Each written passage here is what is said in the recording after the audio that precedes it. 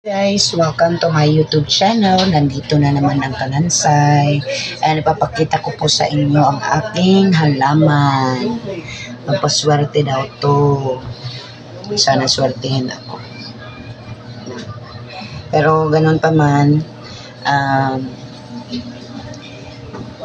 kahit may ano tayo, may pagpaswerte na ano,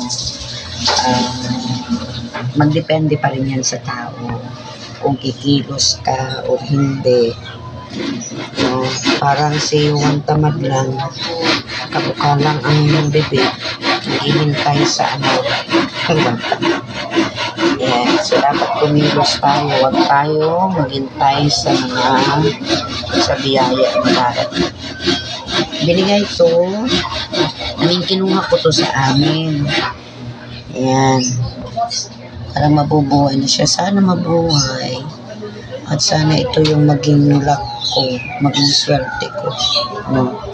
Siyempre, ako naman, kumikilos naman ako. Dapat sabayan ng kilos. Ayan. So, yun po ang alaman ko. Anong tawag dito? Ano ba kung anong tawag? Ano? Huh?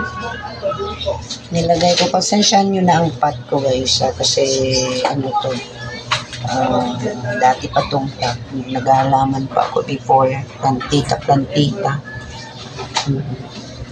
Ano ko lang siya, tinago. So, ayan, dapat talaga kumilos, huwag tayo, sabayan ng gawa. Nasa tao ang gawa, nasa Diyos ang awa. Nabaliktad na. Mabuhay nito. Look at that. Green na siya. Muntik na itong mamatay. Kahit walang tubig siguro ito kasi sa bandang kusina guys. Bubuhay ko, promise.